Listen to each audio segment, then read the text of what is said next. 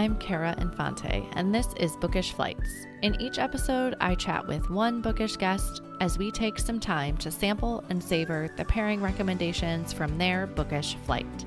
We hope to give you suggestions to cultivate your TBR list and nurture your leisure time through books. In today's episode, I am chatting with Jana Gregorek. Jana and I went to college together, and through the powers of social media, we have been able to stay in touch. I love keeping up with what books she is reading, and she usually does a fun recap of her year in books. So I knew I was going to ask her to be on the show, and she said yes. So here we are today. I'm going to give you a little bit of background on who Jana is. So Jana is the Chief Growth Officer at Visionary Wealth Advisors. She obtained her bachelor's degree in communications and business from the University of Illinois in Champaign-Urbana and completed her MBA at Washington University in St. Louis in 2015. Jana spent 12 years as a leader and limited partner in the Edward Jones headquarters before making the transition to join the executive team at Visionary Wealth Advisors in 2017. Jana has experience navigating and leading in a corporate culture, as well as growing a business in St. Louis. Her passion is mentoring and leading others to be the best versions of themselves and is an advocate for women in business and finance. She believes in the work-life integration, lifelong learning, woohoo, me too, and leveraging your unique strengths to showing up as the authentic version of yourself every day, which reading plays a huge part in that. She grew up in Belleville, Illinois, and currently lives in O'Fallon with her husband Brian and two children, Caroline and Douglas. In her free time, she enjoys reading, spending time with her family and friends, traveling, and staying active. So welcome to the show, Jana. Thank you for having me, Kara. I'm so excited to be here. I am so glad we could do this. So with your impressive resume and your busy life, yes, what does your reading life look like? Oh, I'm so excited to be on this podcast because like we have talked about, my focus has been on my career and my family for so long, but I was really a reader at a young age. And I remember my mom telling me a story when I was probably 2-3 years old that I would repeat books by memory. And that's all I want to do is read, read, read. Let me read to you. And then as a student, it's challenging to read because you're studying so much, you're reading so many different types of textbooks. But I do remember even as a kid, making sure to read on vacations or time away with my family. And every vacation I went on as a kid, and even today, I would bring 3+ books. I would love to just catch up on all the reading that I wouldn't have time for. And then I'm so glad that you shared my bio with the podcast because, after graduating from not only undergrad, but also graduate school, and I changed careers from a corporate role to be more of, at the time, a startup financial services firm. Part of that was I wanted to make sure that I was giving time to myself as a whole person and not just from a business standpoint. And so I really took a step back in my life. I wanted to make sure I was spending more time with my family, my kids, and also for myself. And I really evaluated what are the things that makes me happy? What am I missing out of my life? And one of those things was reading. And so I went from commuting 2 hours a day to then commuting. My office is now 5 minutes from my house, which is great. And I thought, gosh, I have 2 extra hours in my day. What should I be doing? And that's really when I started back the reading habit. And that has really been life-changing for me. And that led to being here with you today, which, to your point, the power of social media and just talking with friends and family about what you're reading, posting about it, sharing about it, has really been just a fun side project to reconnect with people like you. Yeah, I love that. And I think you bring up an excellent point about finding what makes you happy and that work-life balance. I think it's something that you really have to fine-tune. Like when you graduate and you're new to the workforce, you're like, go, go, go. And I'm going to be, you're trying to soar to the top. But then you reach a certain point of like, wait, maybe I've lost that balance a little bit. So I felt like I had to go through that as well. And so I'm really glad that reading is one of them because it's been my avenue of escape a little bit as well. I agree. I couldn't agree more. Yeah, it's a way to your point, you can relax and just escape your brain, but also not feel like you're still learning. You're learning about different people, different places, different ways of thinking versus just scrolling on your phone at night, which we all do, of course. Yeah. But I feel like I'm relaxing, but I'm actively thinking at the same time. Yeah. And to your point about learning, it's something different that we're probably doing in our day to day, right? And so it's fun to learn something new, but it's not like, the same thing I'm doing day in, day out as well. Yes, absolutely. So I know you've kind of mentioned you have those Mhm. 2 extra hours. Yeah. When do you normally read? Do you read in the morning, at night? How do you fit it in? Yeah, it's how quickly can those 2 hours be filled in, right?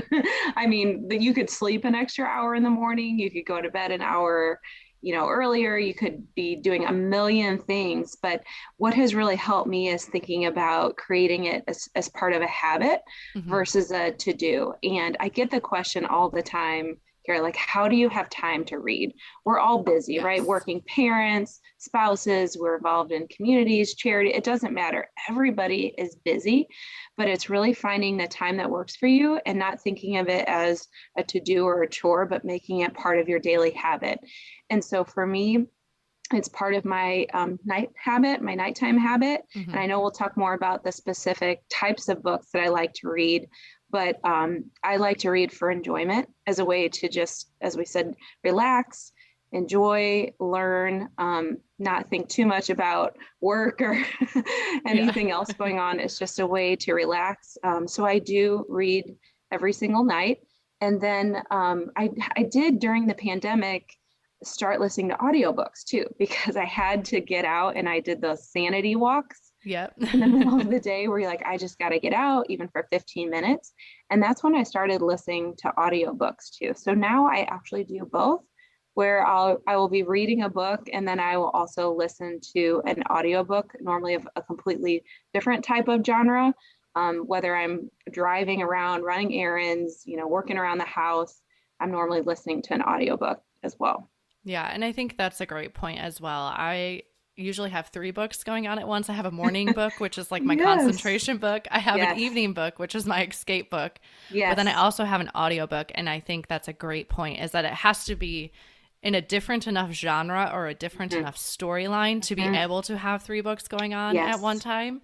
Because people have asked me that too, like, don't you get confused? And I'm like, well, I'm Right. definitely not reading the same type of book in the Right. ones I have consecutively going. So, Correct. Correct. And what I found, the audiobooks that I really enjoy listening to are autobiographies. It's typically the author saying the story, and it's typically a real person, or obviously a real person, a live yeah. person talking about their life, their struggles, their successes. And so I find that really interesting, just learning about other people's lives and what makes them tick, and also what's made them successful. And I always walk away with something learning from them too.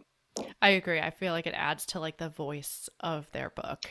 Hearing Yes, it in their, absolutely. I mean, you're hearing it in their own voice, but I think they can put in their inflection points, and they do, it's obviously their story they're telling, so it adds a I agree. special thing to that. I agree.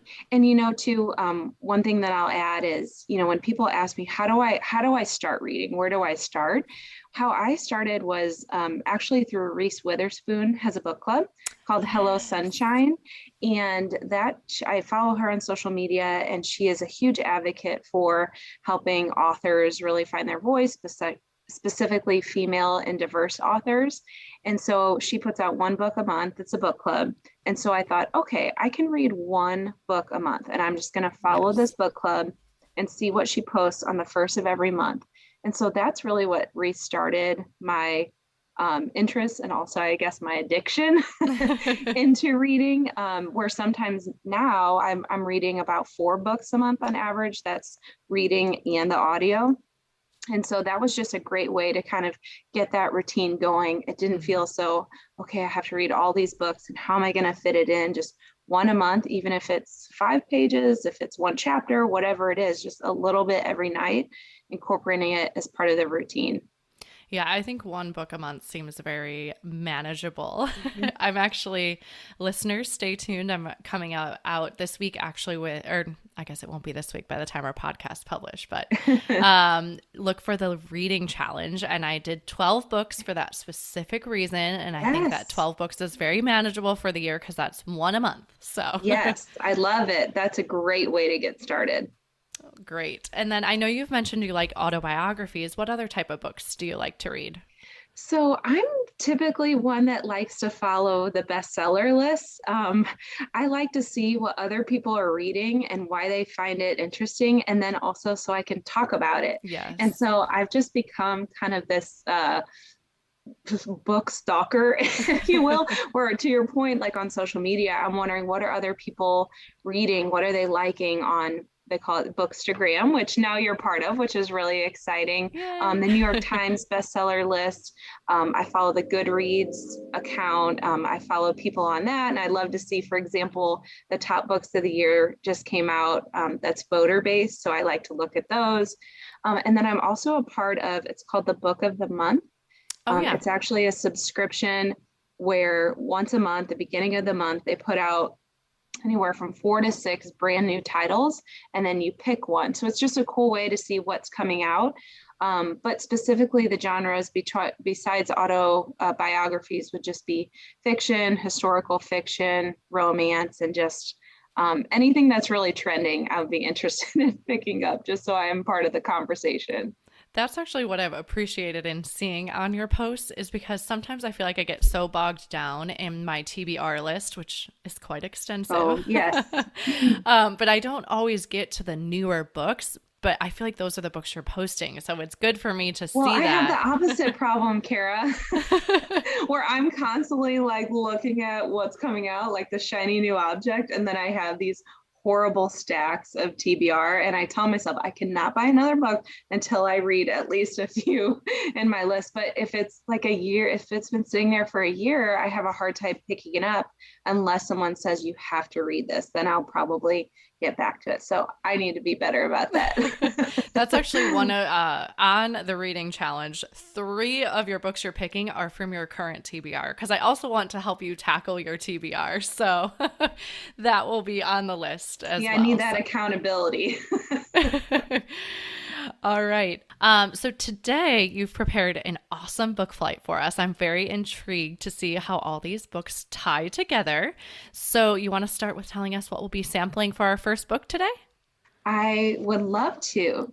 As you mentioned, Kara, I picked 3 books that tie together, and I generally believe that books hit you and stay with you at certain points in your life, depending on where you are in your life, the circumstances you're going through, and just maybe the tone and the title of the book. And so the first book that really hit me as a career person out of college, trying to find my way in corporate America as a young female associate was Lean In by Sheryl Sandberg. Okay. The book, for those of you who don't know, Sheryl Sandberg was the COO of Facebook and also was a vice president of Google. And I read this Oh, probably in, see, I didn't know this, yes, so this is totally new to me. yes. So this book probably came out in 2008, and I'd been in the working world for about 2 years.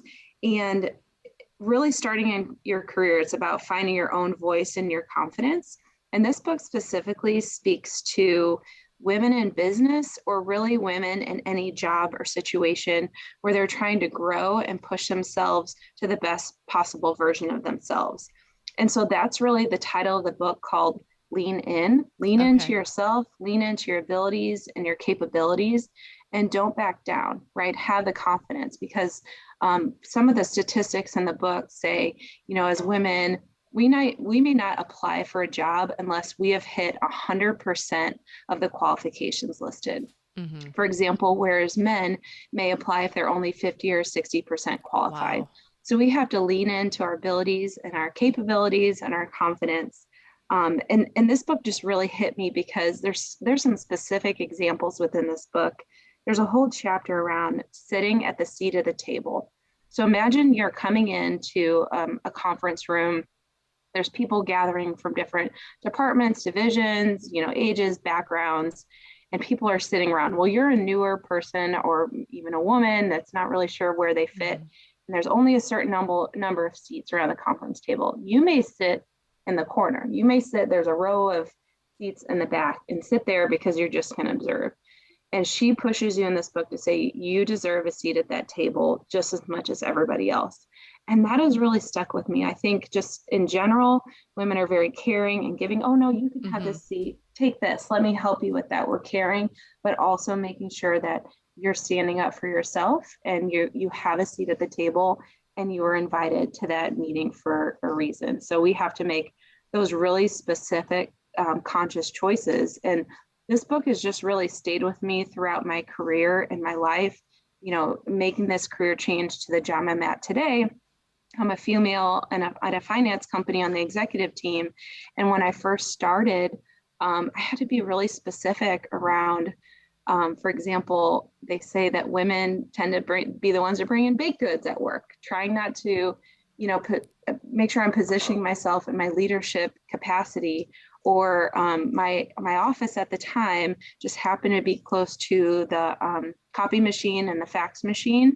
Okay. And so someone had come by and no one was around. The associate that helps with kind of administrative tasks wasn't available. And they said, hey, do you have a minute? Do you know how to work this printer? And of course, we want to help. But at the time, I was trying to establish myself as a leader and not this person that could just be there to help troubleshoot with the printer. So my response was, I'll let you know when so-and-so gets back to their desk. I will let them know to follow up with you. And it's really hard. Yeah, I can feel it as you're talking. Yeah, it comes back to this book, this Lean In book about leaning into your role and your capacity and making sure that you're doing what you need to do to be the best version of yourself, both inside and outside of work. Wow. I feel like you've said so many things in there. I'm like, it was just resonating with me. Yeah. And I had to laugh as you were saying about the baked goods, because I was like, does that apply when my husband asks me to bake goods for what he brings to work? See, we could go down a whole other podcast with that, because that's considered, really positive. I'm like, wow, he's so thoughtful. He's bringing baked goods and gifts, and not that it's not a positive thing for women to do that too, but it's just kind of that subconscious bias. Yeah. And, one other thing that Cheryl mentioned too, that I think is interesting for anybody, and is that your life is a jungle gym and not necessarily a ladder. So a lot of times you could, if you become a stay-at-home parent or you take a career step sideways or down, that's not necessarily a bad thing. You're doing what's best for yourself and your family. And we can't do it all the time. So she is an advocate in making sure that we have a support network and we're doing what's best for ourselves and our family. And what I also appreciate about her is she has said there's no way she'd be able to do what she did without her husband. So it's just really the importance of the support network. Yeah. And I love what you say, that life is a jungle gym, because I feel like I have stepped out of my professional role and been mostly a stay-at-home parent for the past 4 or 5 years. And I still feel like I get caught up in the day-to-day tasks, but I have to remind myself, and I feel like I think about that often, is bringing joy to the situation and not just get so bogged down in those minutia of what I need to accomplish in the day, and just enjoy that time. And so I don't know if she talks about that as a jungle gym, but I'm thinking like it's something that resonates with me, of like, life is meant to be fun. And if we get bogged down, that's taking away from that. That's right. And Kara, that's really a good segue, to be honest, into my next title. You didn't know you were doing it, but this is, again, the tie-in. The second one that I wanted to talk about was Midnight Library by Matt Haig. Yes. And it's actually a fiction book. So you had kind of the business book by Sheryl Sandberg. This was a fiction book that I read during the pandemic. And I read the first one. I read this one. It's a fairly quick read. It's got a beautiful cover. And the reason I picked this too is one of my favorite quotes that my grandmother always told me was, life is what you make of it. going Mm-hmm. back to your finding the joy. And it's a fiction book. It's about a young woman who really lives this like monotonous, ordinary life. I mean, she is totally down in the dumps, down in her Yeah. luck, and she feels unwanted, unaccomplished. And then she becomes, this is going to sound a little sad for a minute, but she actually in this book commits suicide. Mm-hmm. Okay. And after she does, she goes to this place. It's almost kind of like a purgatory, I guess, where it's called the Midnight Library. And it exists between life and death. And it's basically filled with books. Think of a whole library of books of all the different ways that your life can go. And it comes down to the choices that you make every single day, right? Like to what clothes you wear, to the people you meet, how you met your spouse. And so she's able, when she was alive, she was thinking about all the things that she did wrong, how her life turned out so horribly. She should have done this, she should have done that. And she just got in such a negative place. Obviously, there's some mental illness tones in Mm-hmm. there too that she took her life. So with this Midnight Library, she was able to pick different paths and actually go back and relive those paths and see how they turned out. That's so And interesting. I don't want to spoil it, but basically it goes to show you that no matter what path you choose, it's never going to be perfect, right? So she went back and said, oh, I should have stayed with this guy. And then Mm-hmm. how her life turned out, it turned out not good, and then she went back, well, we'll try this. Well, I'll try that. And basically, none of them were better than the others. And ultimately, it turned out none were better than the life she had already had. Yeah. It just came down to her mindset and being positive. And ultimately, what I love about that is, again, you're in control of your own life and your own destiny. And life is what you make of it. And taking action and making sure you're waking up with a positive attitude and not a victim mentality can Mm-hmm. change the course of someone's life. I love that.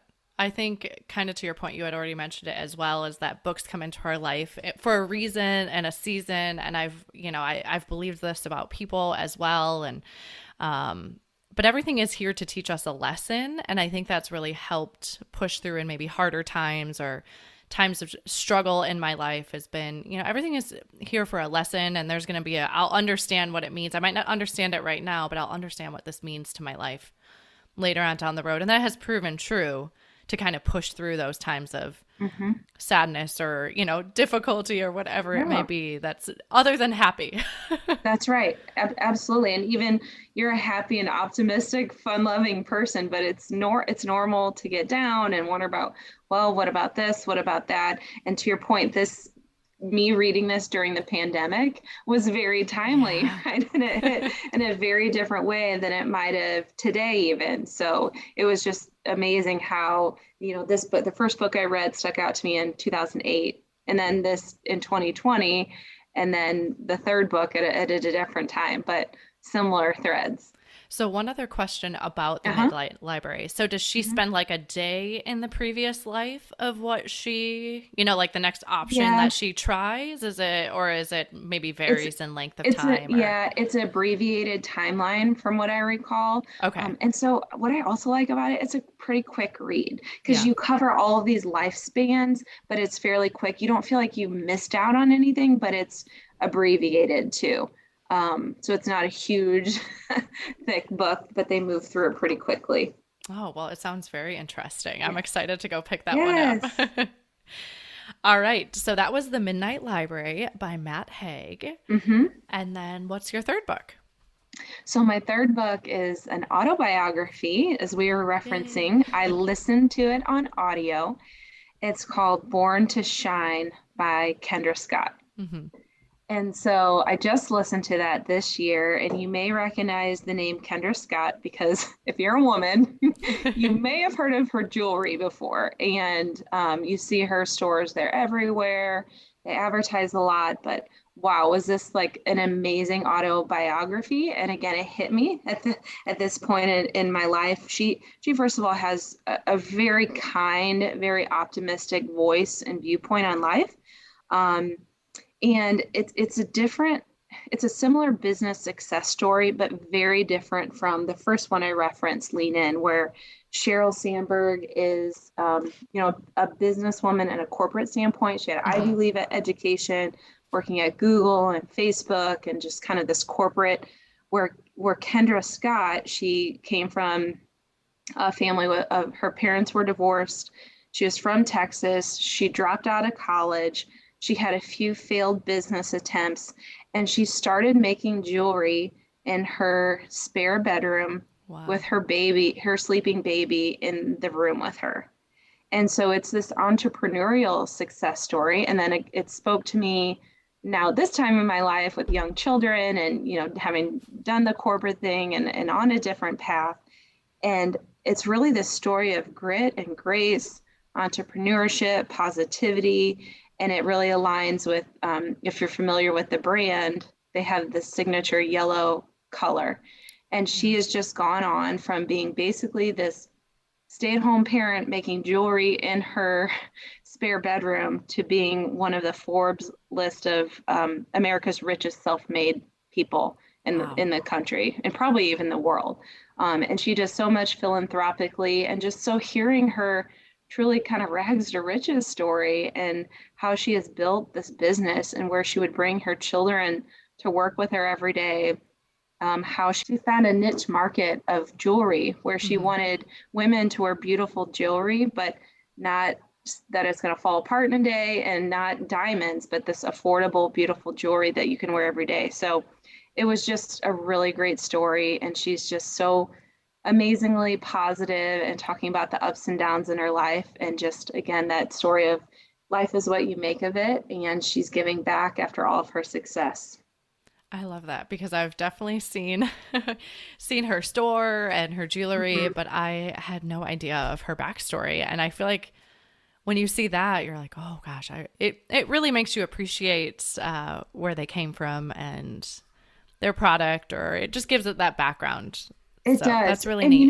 you know what else I really liked about her is, when I read the first book, the Sheryl Sandberg, it was almost like, okay, I gotta be strong and be tough and be this like business person and do all these things, where Kendra is like, you have to be yourself too. Hmm. Be your authentic self every single day. And she created this brand and this company by being just herself. She's not trying to be super, poised or super ambitious. She's just herself. And so that's where it comes born to shine. And again, all of this voice of being courageous and being positive and taking chances on yourself and being the best version of yourself every day.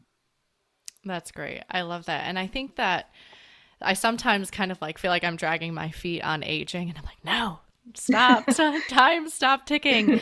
But I do think that that is one of the beautiful things as you continue on in this world, Mhm. is that you become more confident in who you Yeah. are as a person, and you realize who you are authentically, and you're not trying to people please. And I think that that has been one beautiful thing as I've gotten a little bit older, where I'm Yes. like, no, this is what works for me. And Absolutely. You will love this book. I just feel like most kind of women our age, I think Kendra's in her late 40s and okay. just still recreating herself and her life and her business. It just, again, spoke to me at the right time.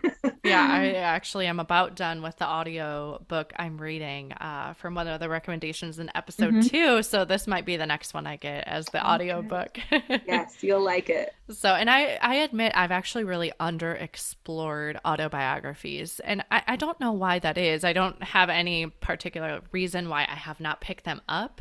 Hmm. It just is not what I gravitate towards when I do pick Right. up a book. But I do love this kind of like underdog story, the rags to Hmm. riches, like you said. So I think I'm like I could totally connect with that. So Oh, yes. Yes.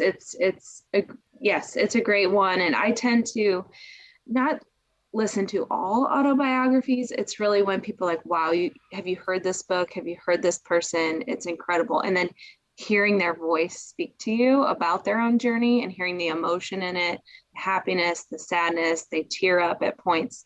It just, to me, goes a lot further than maybe even reading it on a page.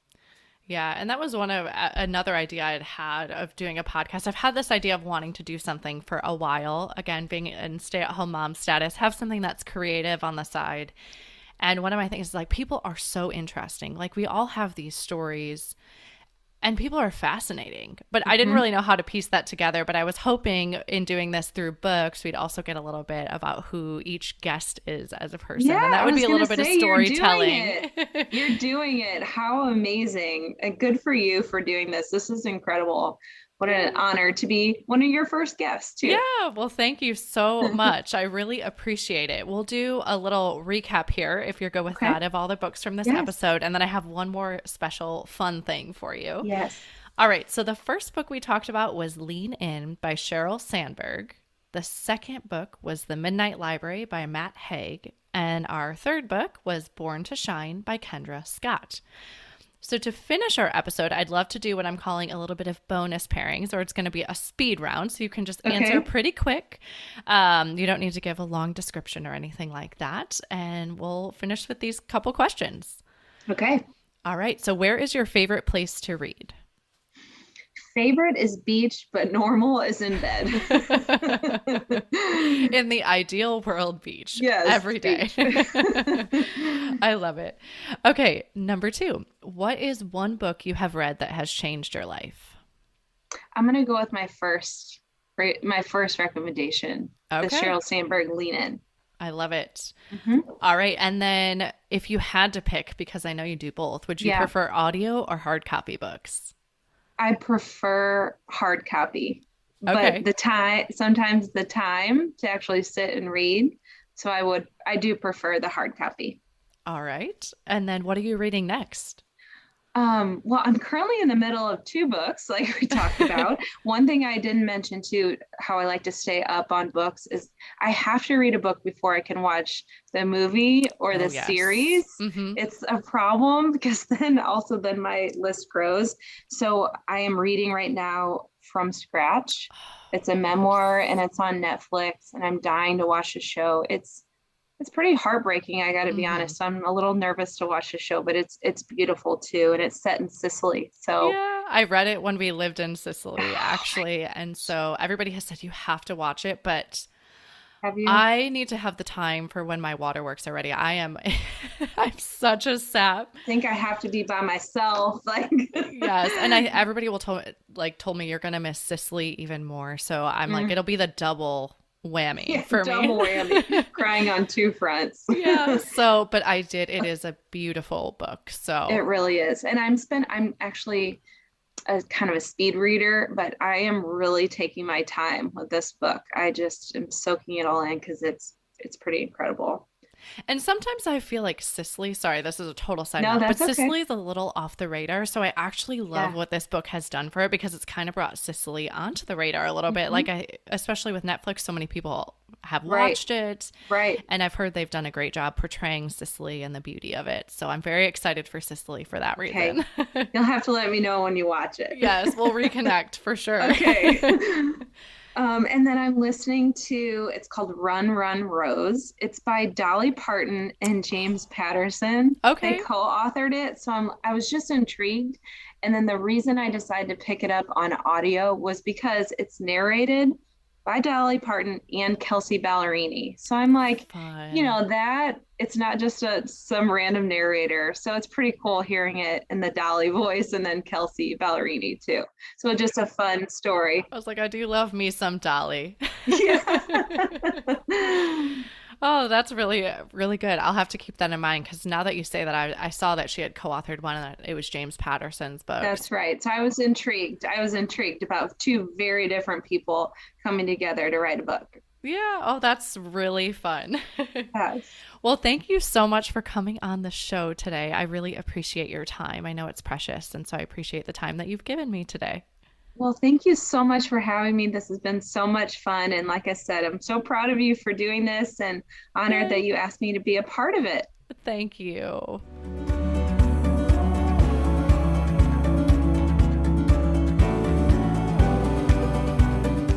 Thank you so much for listening to Jana, Gregorek, and I in our discussion today on her book flight, Life is What You Make of It.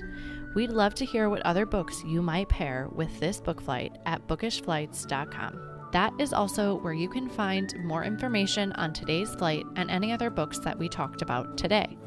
I want to inspire a community of readers. So whenever you share a post about what you are reading or what you are picking up next, especially if you have heard about the book on the show, please tag us. Follow us on Facebook or Instagram at Bookish Flights. This is a brand new show, so if you enjoyed it, please head over to Apple Podcasts and give the show a review. Your review not only helps me, but it also helps the show reach others. Make sure you are subscribed on Apple Podcasts or Spotify to make sure that you will not miss an episode. That's it for this episode. Thank you so much for listening.